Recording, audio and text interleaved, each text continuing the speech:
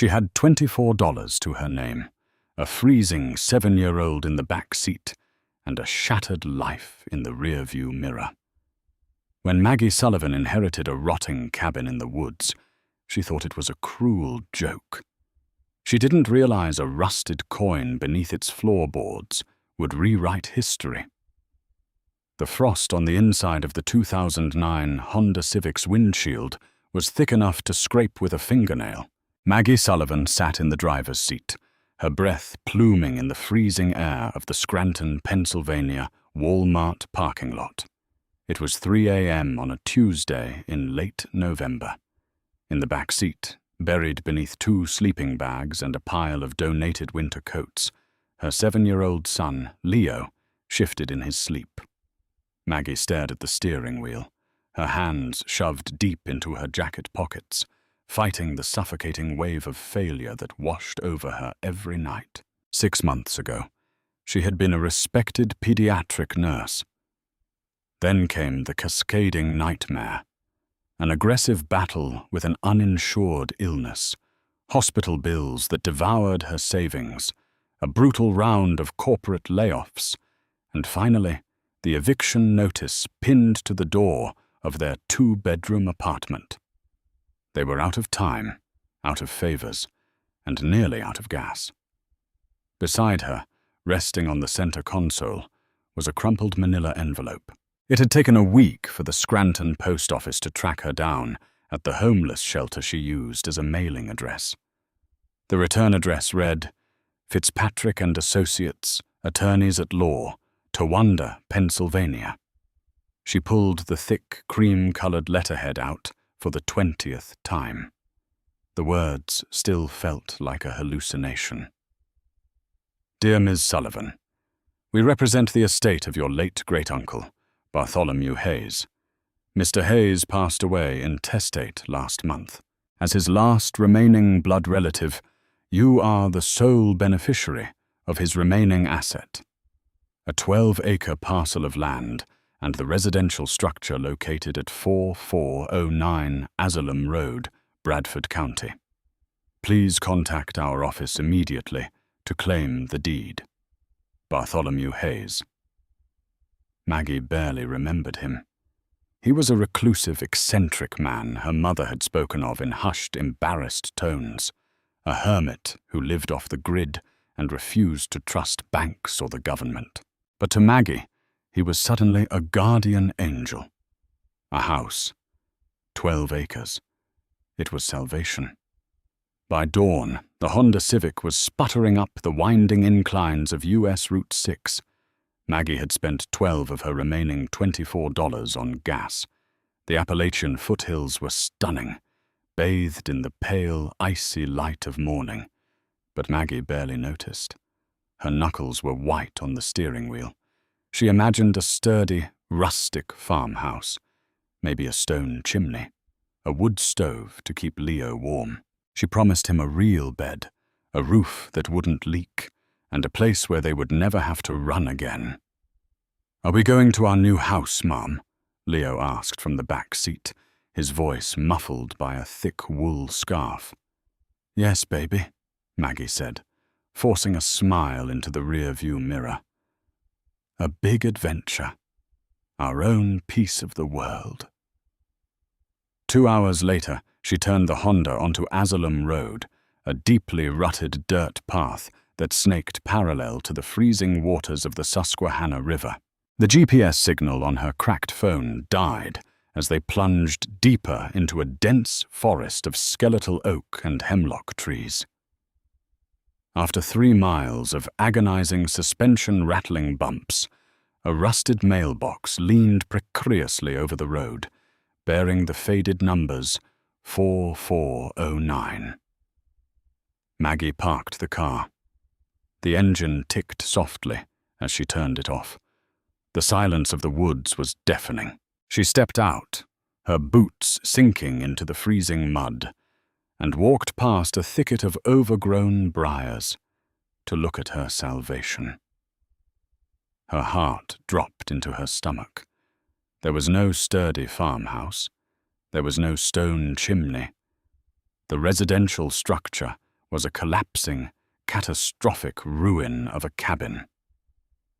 The roof had caved in on the left side, crushed by the weight of a fallen pine tree years ago. The porch was a lethal trap of rotting, moss-covered floorboards. The windows were either shattered or boarded up with decaying plywood. The entire structure leaned dramatically to the right, looking as though a strong gust of wind would reduce it to a pile of splintered kindling. Maggie collapsed to her knees in the mud.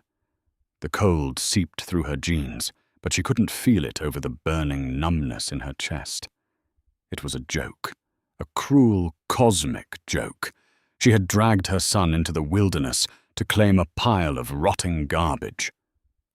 "Mom?" She turned. Leo was standing by the car, his eyes wide as he took in the ruined cabin. He didn't cry. He just looked at her, his small face trusting and patient. That look broke something open inside Maggie. The despair instantly calcified into a fierce, desperate survival instinct. "It's a fixer-upper, buddy," Maggie said, her voice shaking, but loud enough for him to hear. She wiped her muddy hands on her jeans and stood up. "We're going to make it work. We have to." She spent the next 4 hours clearing a path to the front door. The interior was horrific, smelling of wet rot, animal droppings, and decades of neglect. But the right side of the cabin, a small 10 by 10 square room, still had a mostly intact ceiling. There was a rusted cast-iron wood stove in the corner. It was filthy, terrifying, and barely a step up from the car, but it had 4 walls. As the sun began to dip behind the mountains, plunging the temperature below freezing, Maggie gathered deadwood from the yard. With trembling hands, she managed to get a fire going in the ancient stove. They ate cold beans, straight from a can, huddled together in their sleeping bags on the dusty floor.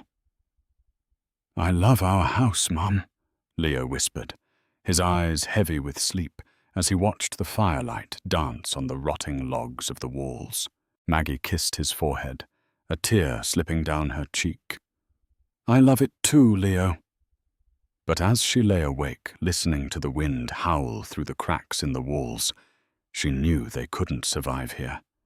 She would have to go into town tomorrow, find that lawyer, Warren Fitzpatrick, and beg him to sell the land for whatever pennies it was worth. Even $1,000 would get them an apartment deposit. She had no idea that selling the land was exactly what Fitzpatrick was waiting for. The next morning, the freezing rain turned the property into a miserable, grey swamp. Maggie woke up with an aching back and a chest tight with anxiety. While she tried to boil water on top of the rusted wood stove, Leo bundled up and went out to the front yard.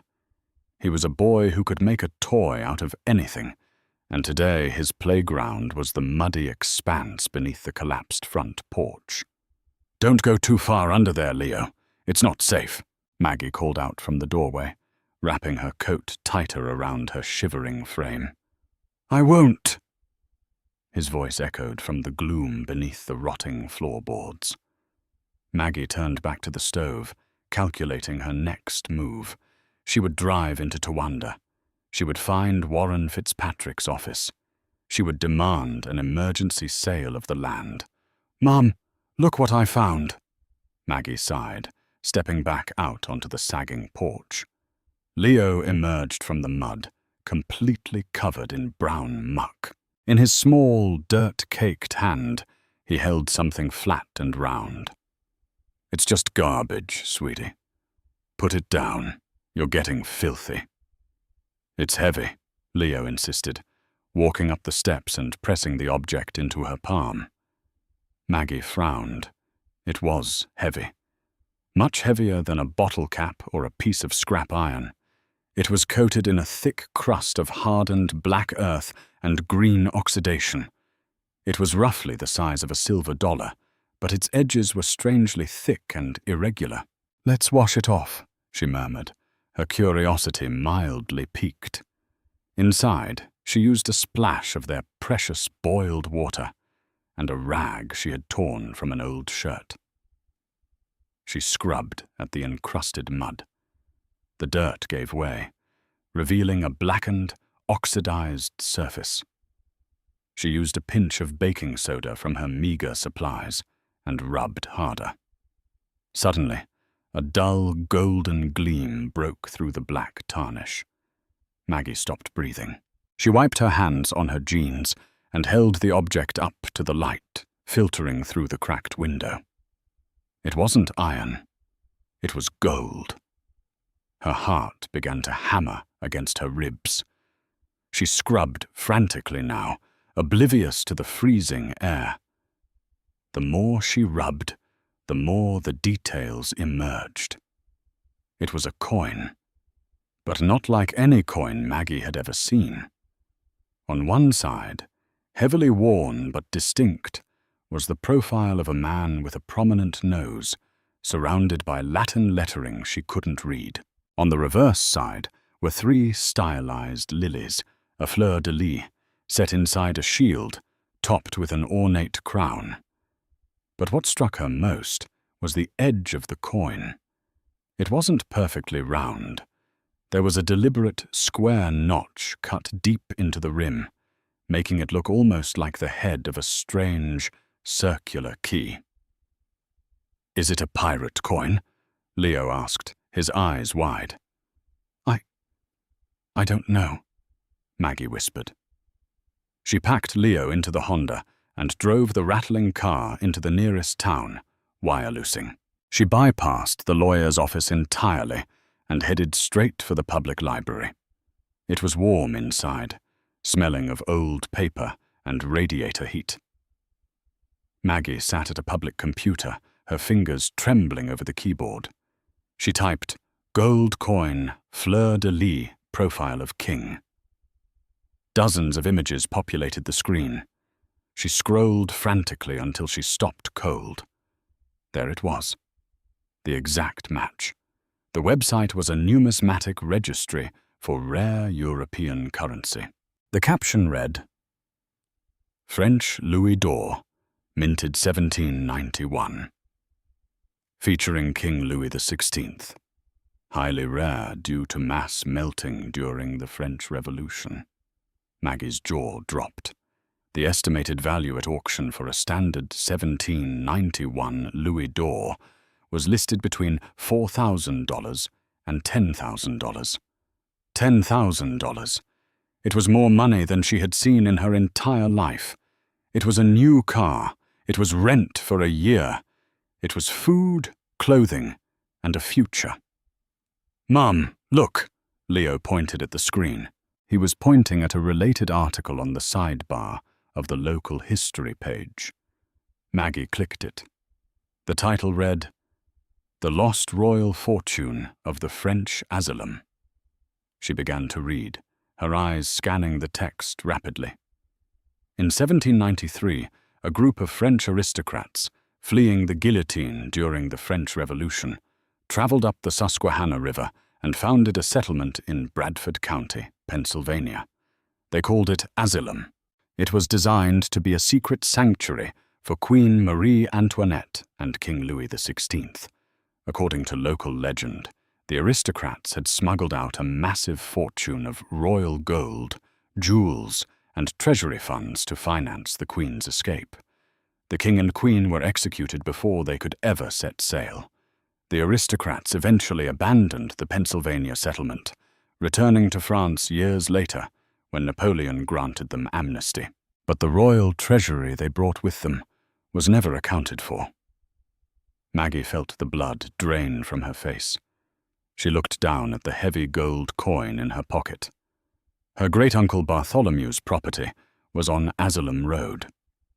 "Miss Sullivan?" Maggie jumped, spinning around in her chair. Standing behind her was a tall, immaculately dressed man in a tailored charcoal suit and a camel hair overcoat. He looked entirely out of place in the dusty, rural library. His smile was smooth, but his eyes were sharp, calculating, and entirely devoid of warmth.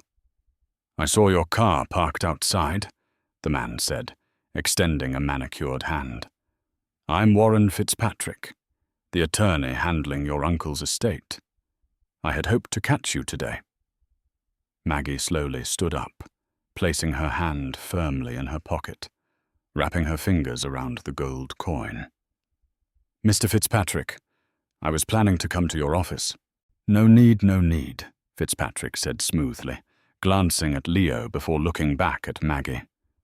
He lowered his voice, adopting a tone of deep, practiced sympathy. "I took a drive out to the property yesterday, after you claimed the certified letter. I saw the state of the cabin. It's a tragedy. Uninhabitable. A health hazard, really, especially for a young mother like yourself." "It needs some work," Maggie said cautiously. "It needs a bulldozer," Fitzpatrick countered with a soft chuckle. "Look, Maggie, can I call you Maggie? I know you've fallen on hard times. The back taxes on that property are mounting. The county is going to seize it by the end of the year anyway."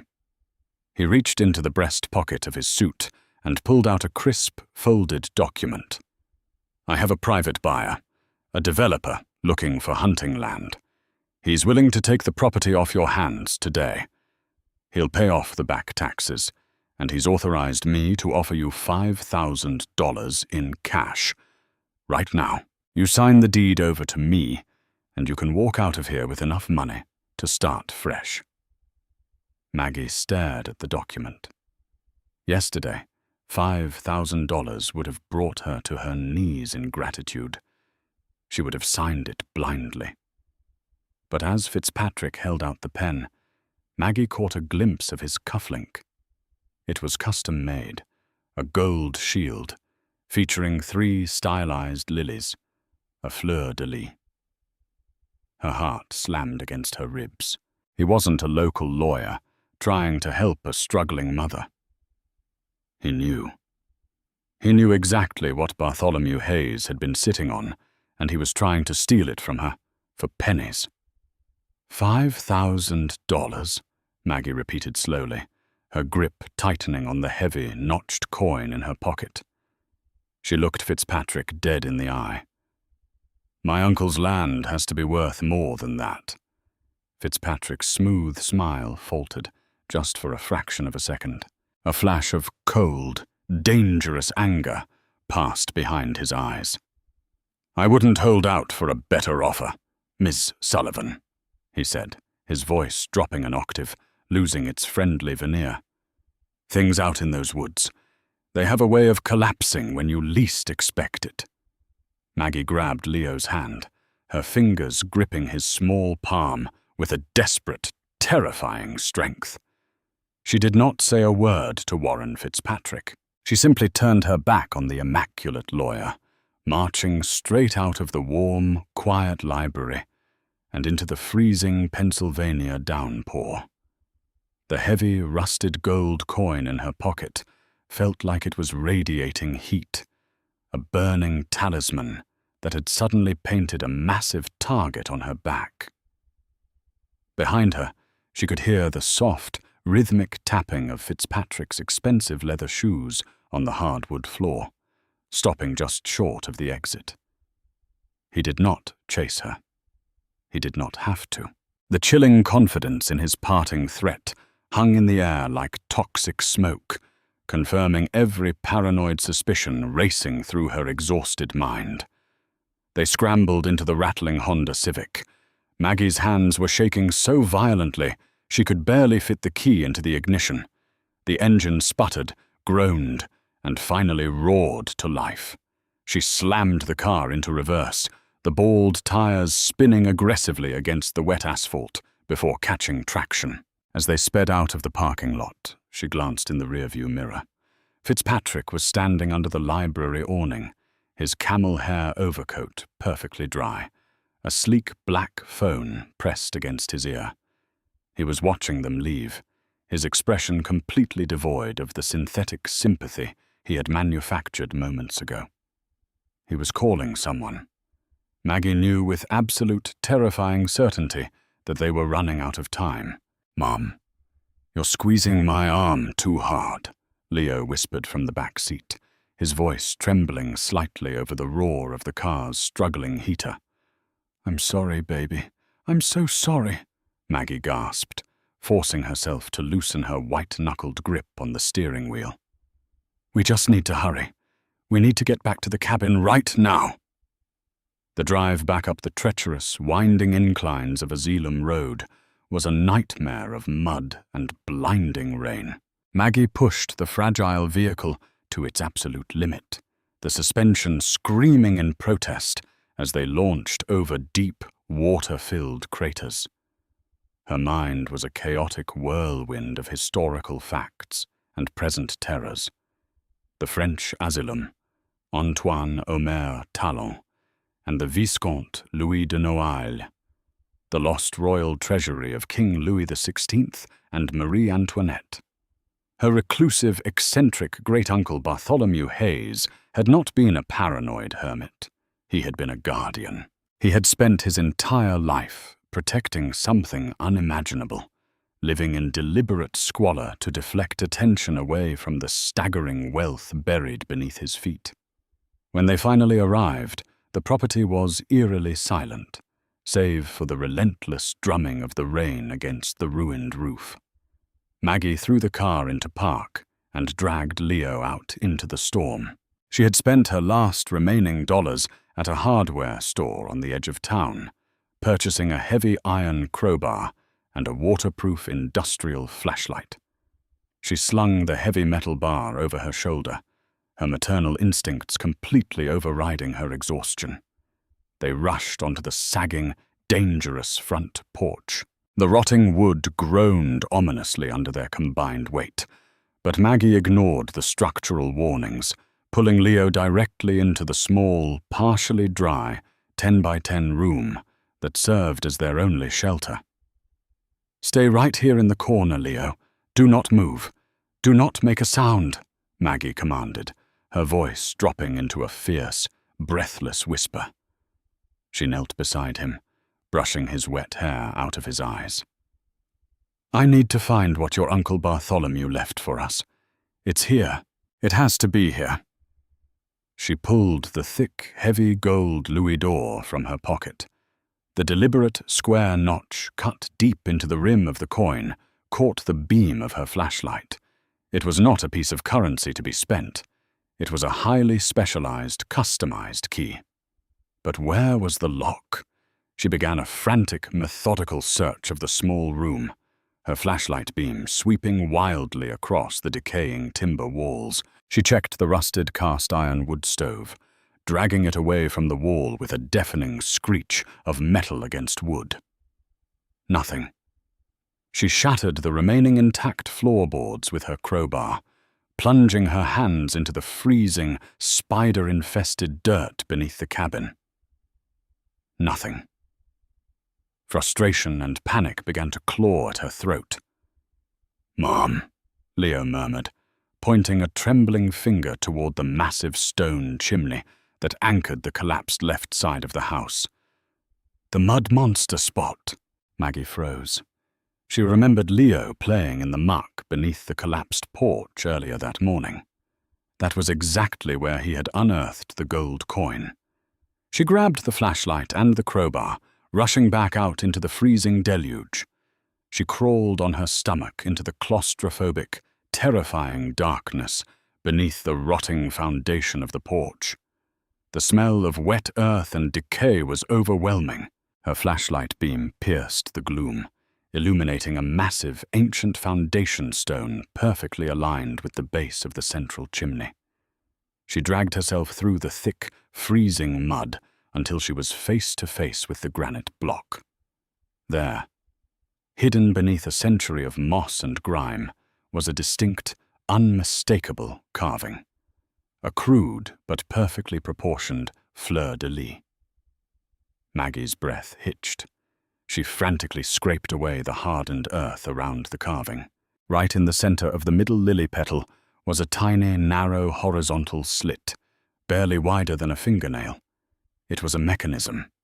She reached into her pocket with numb, freezing fingers and pulled out the gold louis d'or.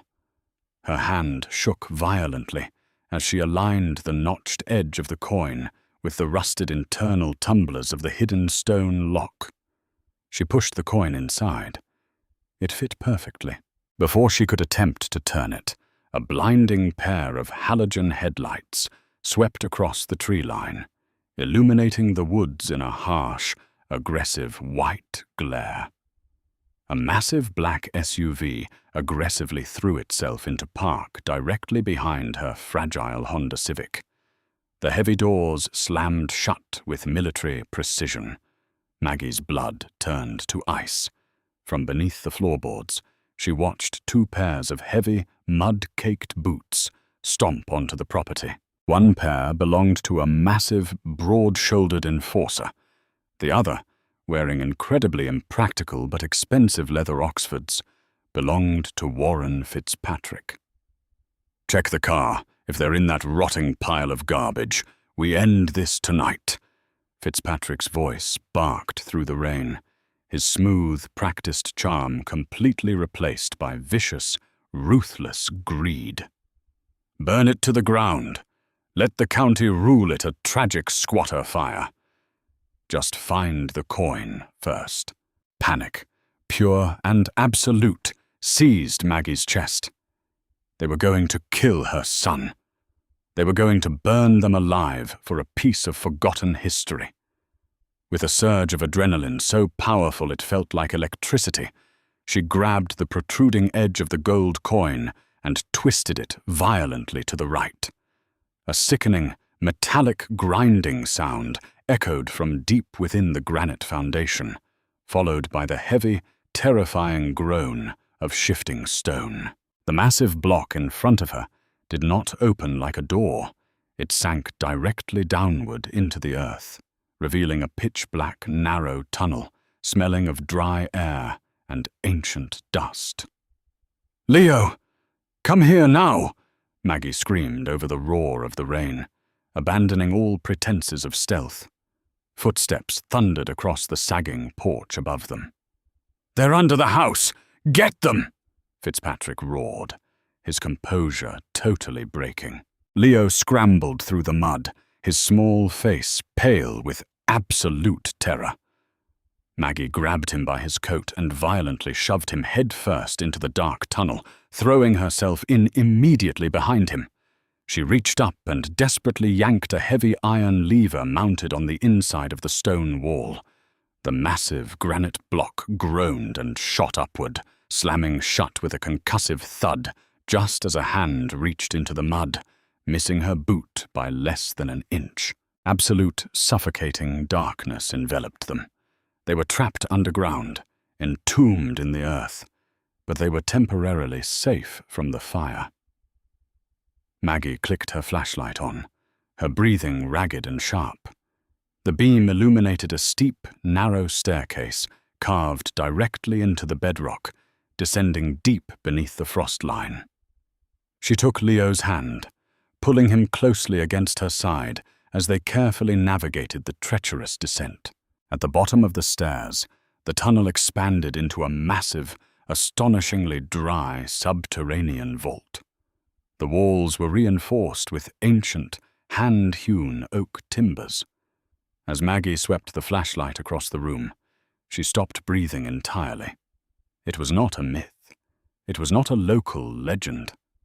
Spread across heavy wooden tables and stacked high in decaying iron strongboxes was the lost royal treasury of the French Asylum. Hundreds of heavy gold ingots caught the light, gleaming with a timeless hypnotic luster. Intricately carved silver platters, royal seals, and velvet bags bursting with uncut gemstones sat completely undisturbed. In the center of the room, resting on a pedestal of solid oak, was an ornate, breathtaking diamond necklace, so spectacular and enormous it defied modern comprehension. It was a king's ransom, an empire's salvation, completely forgotten by the world and fiercely guarded by a lonely old man in the Pennsylvania woods. "Mom, look at it all," Leo whispered, completely awestruck, the fear momentarily draining from his voice. Before Maggie could respond, a tremendous, deafening crash echoed from the ceiling of the vault.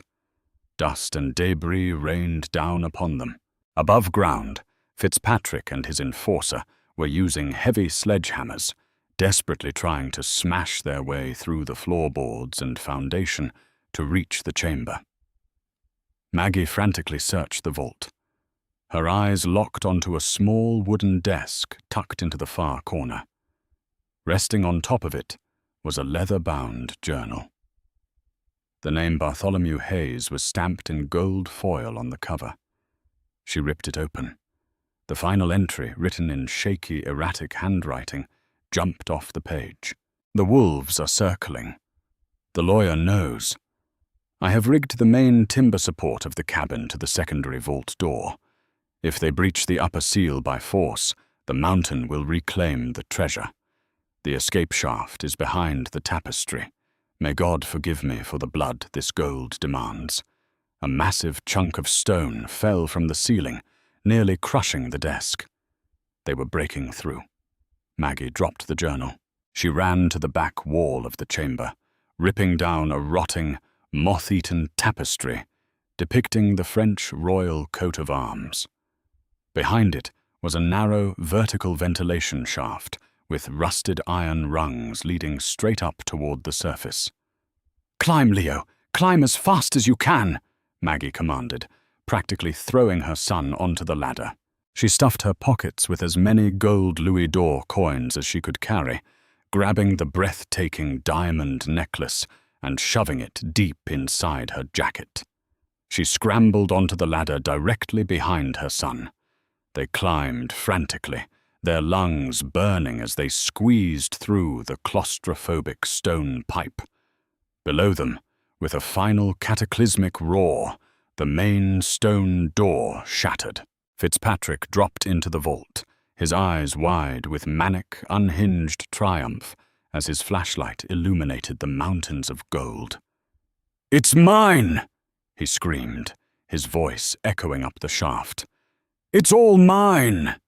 He recklessly surged forward, completely ignoring the massive iron tension wires strung across the floor. His heavy leather shoe snagged the tripwire. Maggie and Leo burst out of the ventilation shaft, collapsing into the wet briar patch 100 yards behind the cabin. The ground violently shook beneath them. A horrific, deafening implosion ripped through the night air. Bartholomew's trap had triggered. The structural pillars supporting the earth above the vault violently snapped. The entire cabin, the chimney, and tons of dense Pennsylvania rock completely collapsed inward, utterly burying the vault, the treasure, and Warren Fitzpatrick beneath an impenetrable mountain of debris. A profound, haunting silence fell over the woods, broken only by the wailing approach of police sirens echoing up the valley. The librarian had seen Fitzpatrick's aggressive behavior and called Deputy Harrison Miller, citing a dangerous domestic disturbance. The flashing red and blue lights illuminated the smoke and dust rising from the massive sinkhole where the cabin used to stand. Maggie pulled Leo tightly against her chest, tears of absolute relief streaming down her muddy face. Her hand rested heavily against her jacket pocket, feeling the cold, hard reality of the royal diamonds pressed against her heart. They were safe. The nightmare was finally over. The lawyer was buried with the greed that consumed him, but Maggie had secured enough of the unimaginable fortune to ensure she and her son would never, ever be cold again. What an incredible journey of survival and unexpected fortune. Maggie went from having absolutely nothing to uncovering one of the greatest lost historical treasures in American history, securing a beautiful future for her son. If this story of a mother's resilience and a hidden royal secret kept you on the edge of your seat, please hit that like button, share this video with your friends, and subscribe to our channel for more amazing, real-life historical mysteries and truly thrilling stories.